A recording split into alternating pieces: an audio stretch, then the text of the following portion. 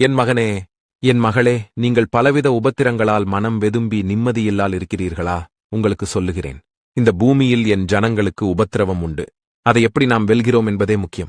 உங்களுக்கு நீங்கள் பணிபுரியும் இடத்தில் உங்களை விட மேல் அதிகாரியின் இடத்திலிருந்து உங்களுக்கு உபத்திரவம் இருக்கிறதா? உங்கள் வீட்டுக்கருகில் உள்ளவர்களிடமிருந்து பிரச்சனைகள் இருக்கிறதா?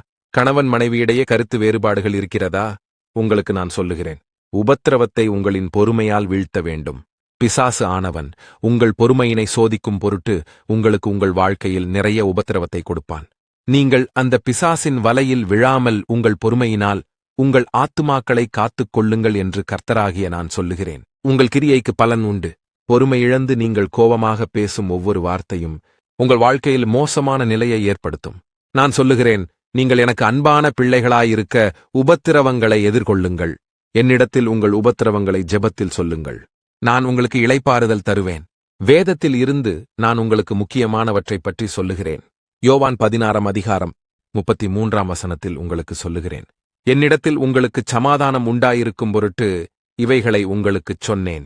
உலகத்தில் உங்களுக்கு உபத்திரவம் உண்டு. ஆனாலும் திடன் கொள்ளுங்கள், நான் உலகத்தை ஜெயித்தேன். ஆகையால் நீங்கள் வேதத்தின்படி செயல்பட்டு உங்கள் வாழ்க்கையில் நிறைவானதை பெறுங்கள். உங்கள் அனைவருக்கும் சமாதானம் நிலவுவதாக.